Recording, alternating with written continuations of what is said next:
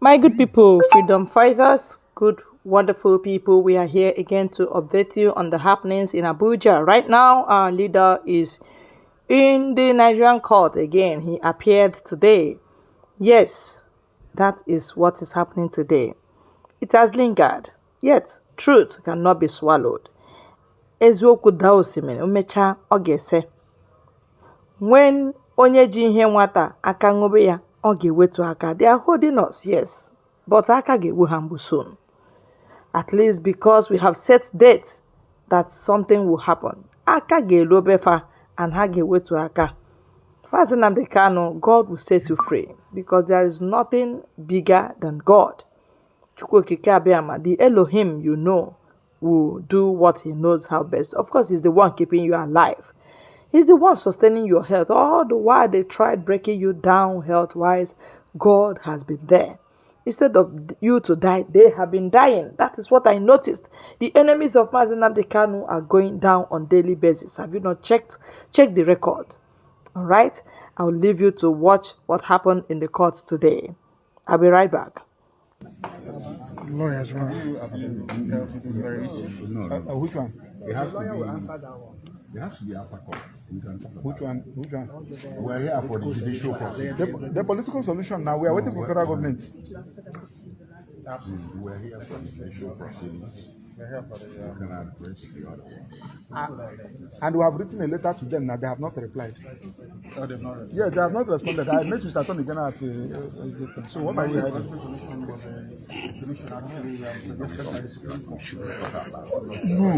No. And most of you journalists take time to go through some of these documents and then come to the ruling. Which one the ruling? You know,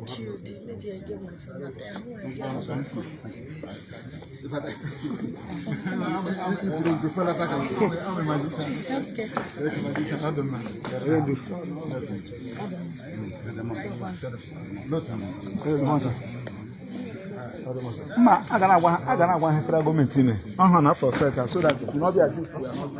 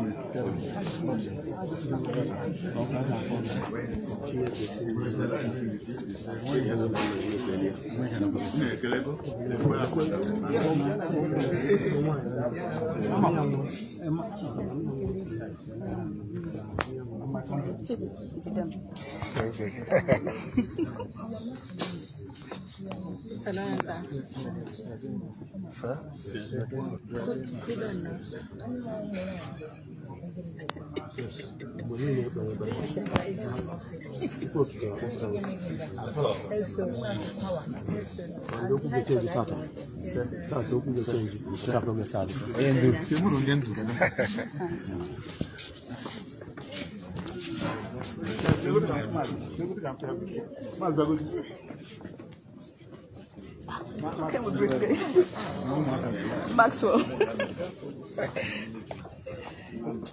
Some persons are also saying that there is an intel that the federal government want to release in March next year, that some group of persons ask the federal government not to release him.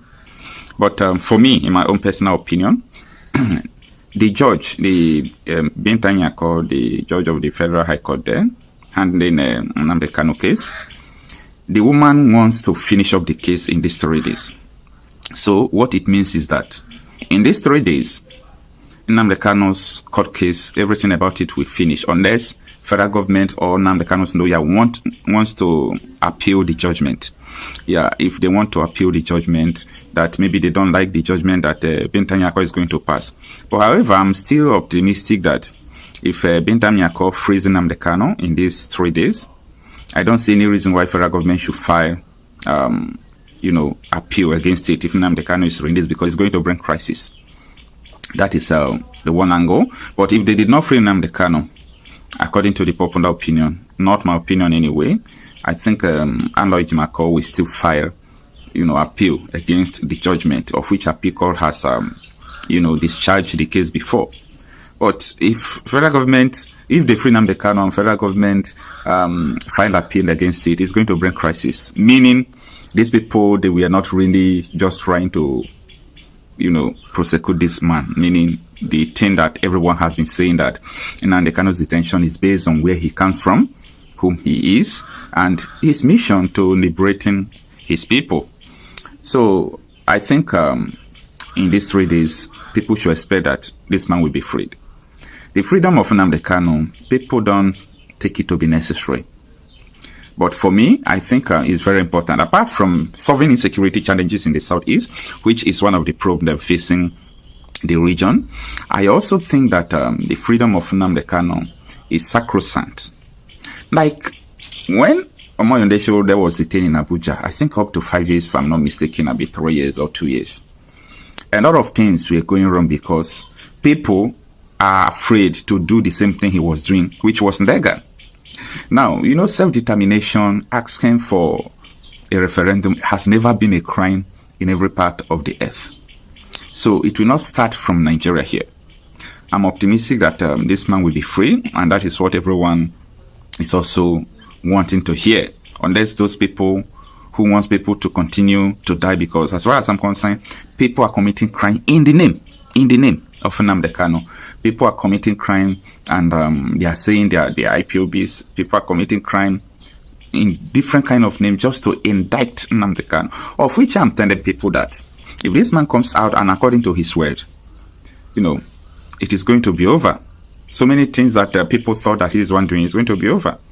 And secondly, the federal government have been thinking that Nnamdi Kanu was the one carrying out insecurity, all those things. Then, ever since he was arrested, he was abducted, let me use that word.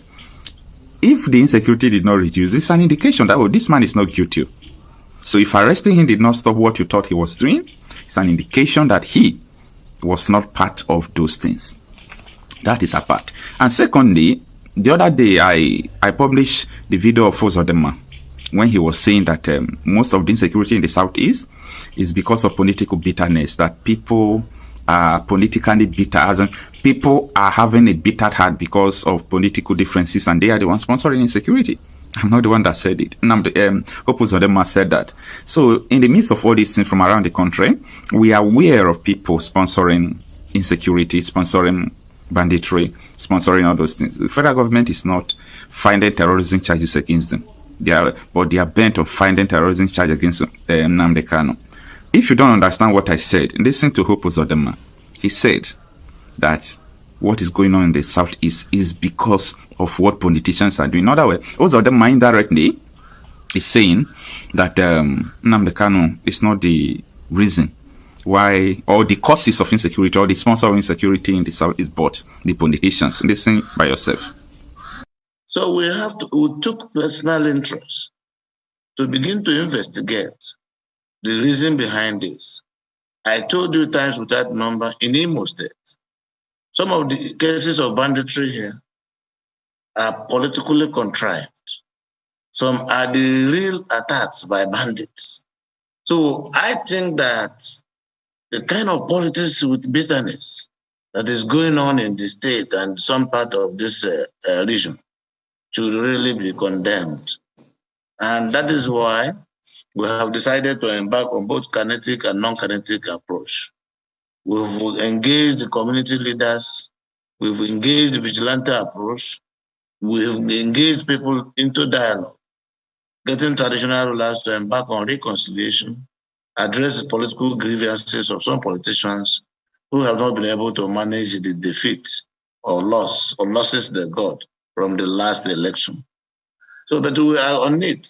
I think we are getting close to a final solution to the issue of banditry and kidnapping and all these sorts of crimes in Imo State. So, you mentioned, a few times we've spoken about this, an interview with us here. You said that some of these things are politically backed. And for tonight, we would like you to clarify to us. You've mentioned bandits, sometimes unknown gunmen, terrorists. What exactly are the major issues here in Imo State?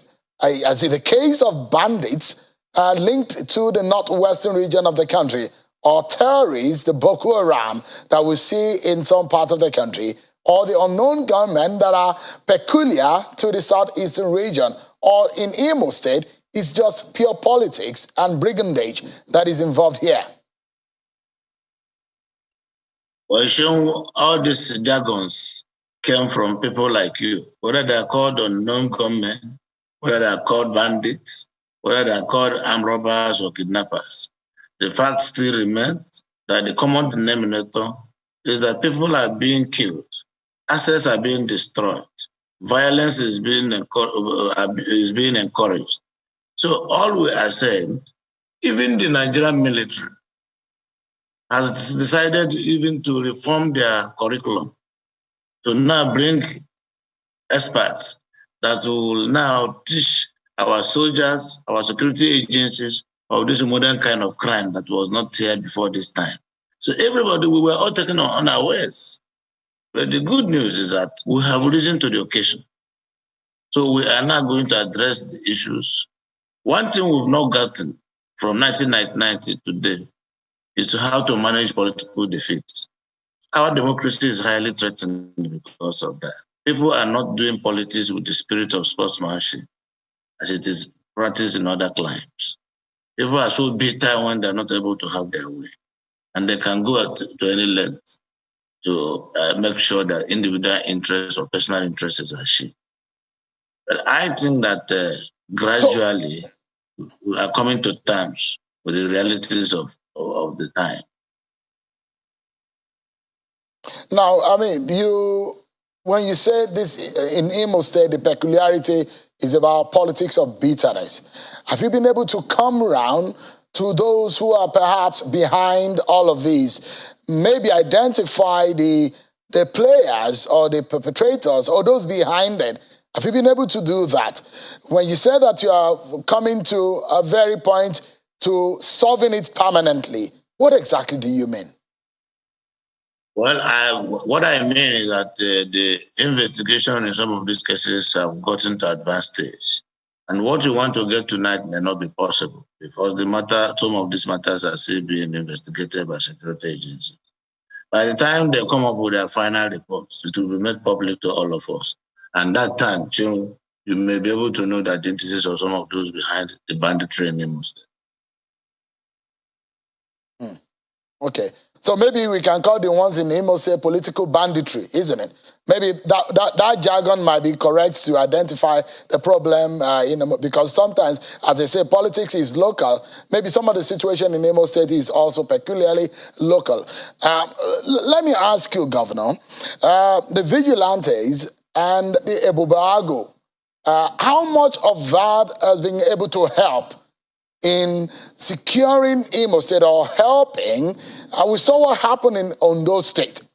Those that have criticized the vigilantes and the Ebubago in Imo State, what is going on? Is this underhandedness, or how are you identifying some of their excesses such that innocent people are not being unnecessarily harassed or killed in the process? Ebubago is a vigilante group in Imo State. And how do you become a member of Ebubago? The community leaders, through their town union and traditional rulers, submit names of young men and women willing to help with the services of vigilante arrangement that Imo State government created. It is a product of a legislation. There is a law backing Ebubago by Imo State House of Assembly. And the approach is to get communities to be involved, collect intelligence, and then hand this intelligence to security agencies. And the Ebubago has no sophistication, like the kind of rifle, the kind of gun that the bandits are carrying all along. Ebubago they're not armed. Ebago is a vigilante arrangement who, when they see unusual movements, they pick it up and they report to security agencies to work with it. So it's not as if it's a kind of a security force that goes to war or that can kill or that or that. So I am saying that those who are not interested in having a peaceful atmosphere, peaceful environment in Imo State are those that are criticizing Ebago. Some of these bandits are now operating as Ebago. Of late, we discovered that bandits will attack a particular place. And the next thing, because they have their syndicate, the next thing you will see, they come up with a propaganda. Ebago have attacked. But between me and those who are in charge of Ebago and the security agencies, they know that Ebago doesn't have the capacity to attack men with sophisticated arms. So that is why the political undertone of the criminality in Imo State is gradually being unraveled. And at the end of the day, we'll come to town with the restored. So it is not about everybody. Perhaps yeah. So let's perhaps wrap up on the issue of the internal security in Imo State. All right. So, and I'd like to ask, how many of those members of the vigilantes do you have in Imo State? Like your colleague governor in Benue State, who is requested to the president that the local vigilantes that are set up in that state should be armed. Would you also be considering that Ebubago and the vigilantes in Imo State should carry arms? I'm a parliamentarian, and right from the days of my days in the Senate, we have always gone against arming individuals that are not trained to be armed. So if I go in Imo State, I'm not talking about Benue because I don't know the situation in Benue. If I go in Imo State, I'm not going to arm them.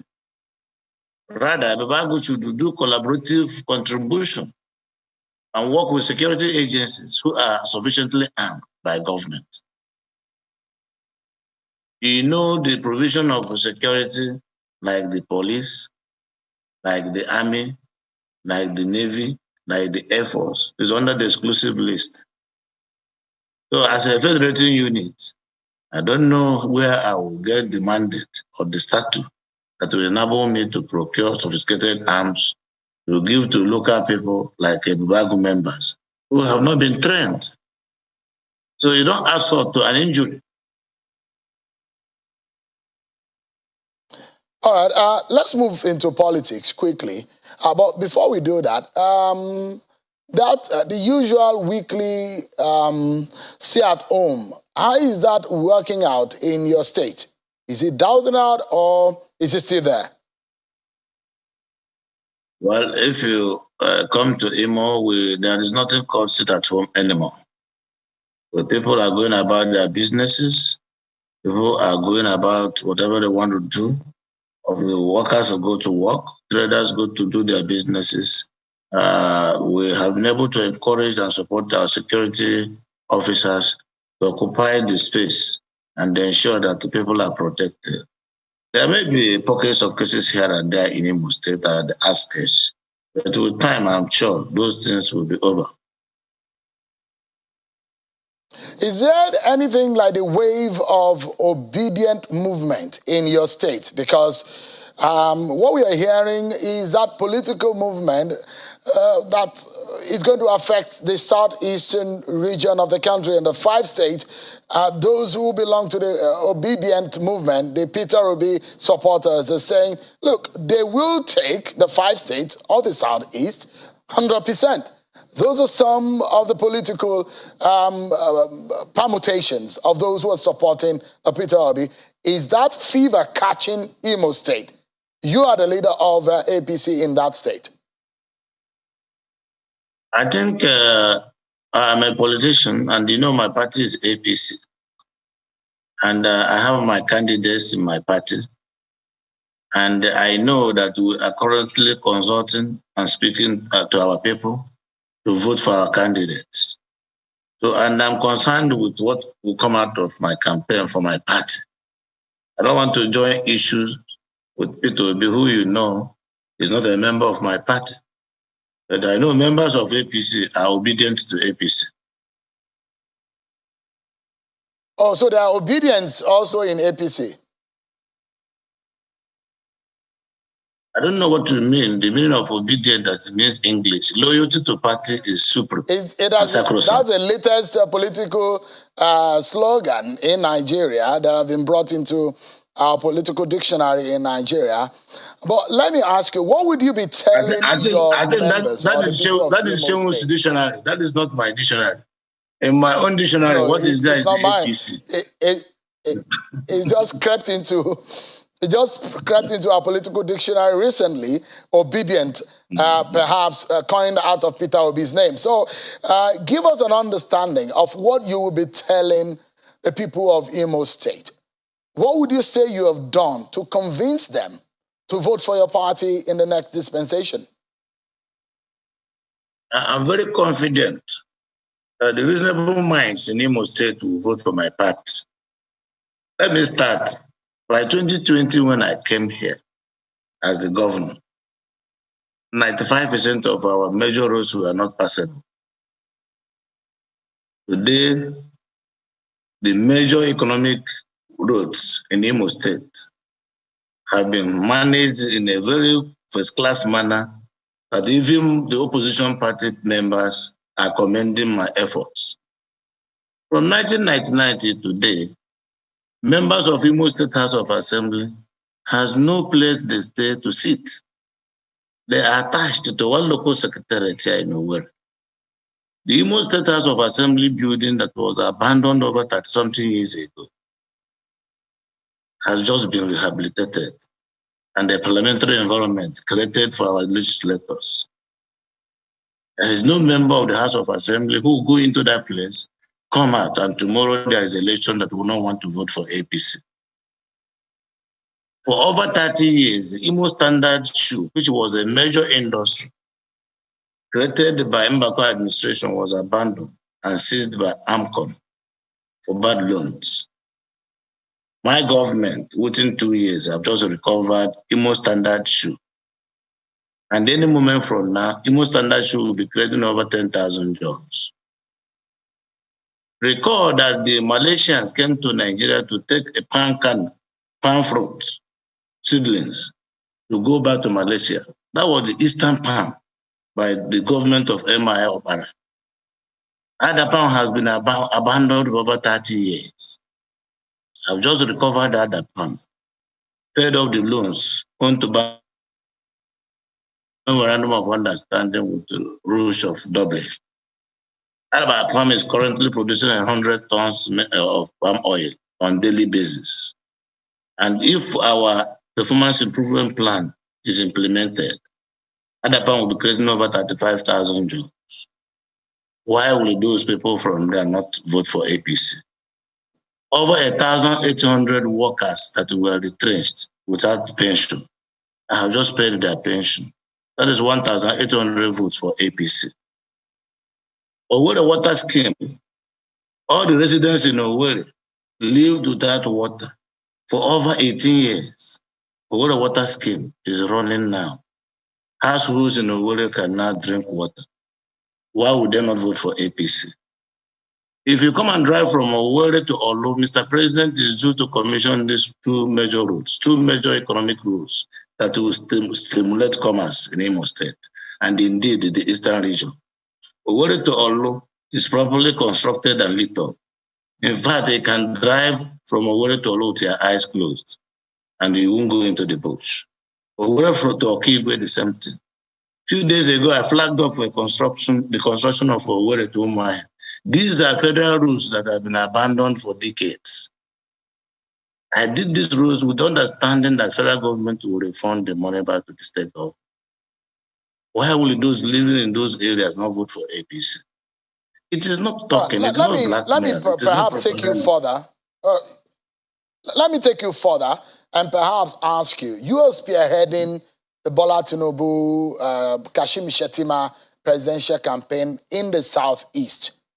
Now, there's been a lot of criticism and a lot of pressure on your party, especially on the issue of the same faith decision that your party made. How do you hope to market this brand, this presidential ticket, to the people of your region? Democracy is government of the people, by the people, and for the people. And in Nigeria, we are practicing partisan democracy, where every party is entitled to field candidates for every contest. APC has selected their candidates. And the next stage for the democratic requirements is to now market the candidates to the people. I'm not going to market the candidates only to show because we are broadcast. This is a business between me, my party, and the voters. So we are taking our candidate, which is our product. I coordinate him now in the Southeast. So I'm taking him to the people of Southeast. And it is my business to explain to them why he should be voted for. And I have things like... So that's why we are asking, what exactly will you be telling your people? How do you market him? Considering some of what has become perhaps a tough chew, from Imo State's point of view, just a few minutes ago, I just told you about some achievements we have recorded in Imo State. In the same manner, Shegu, before 2015, all we hear is that there will be a second Niger bridge that will connect commerce between Lagos and the East.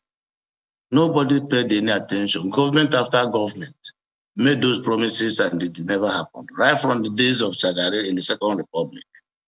The APC government under President Muhammad Buhari came. Second Niger Bridge is 95% complete and about to be commissioned by the Mr. President any moment from now. With a budget of 368 billion naira, 98% fully paid for by construction giant Julius Berger. Port Harcourt to Enugu Road, up to 2015, was not passable. Go there and now, you see that all those traders from Aba, from Newi, from Okigwe that were crying during that period, they are now very happy because the road has been done. The same thing from Onitsha to Enugu. The same thing from Onitsha to Owerri. So we have things to show. It is not about propaganda. It is not about social media. It is not a social club. We are talking of democracy. And leadership is a serious business. The President Muhammad Buhari administration, with its achievements, that has refused to go into propaganda like all the opposition parties because of the patriotic determination of Mr. President. He has been able to decentralize development in Nigeria. That today, if you talk about Southeast, you have things to show for it. If you talk about Southwest, you have things to show for it. Anybody who does not like APC government in Southwest, and yet every morning you enter train in Lagos and go to Ibadan, and you enter train in Abuja, you go to Kaduna, and you come and see that the Eastern Rail Line is being rehabilitated from Port Harcourt to Maiduguri, with all the federal road networks under serious construction, some already completed. What are we talking about? No. So let's get to the campaign field. But let me, please, we need to close this conversation. And I'd like to ask you this just in about 5 seconds, if you can answer this. Since you're spearheading the APC campaign in the Southeast, out of the 5 states, how many of those states can you deliver to your party? Well, you see, it is not a predetermined arrangement. I'm confident that APC has done so well to the extent that they can win all the states in Nigeria. But we still need to engage the people. And campaigns will soon start by September. And we'll have to go and market our products. By the time we finish the marketing, then we'll carry out an opinion poll that will tell us or give us an idea of how many states that will win proper.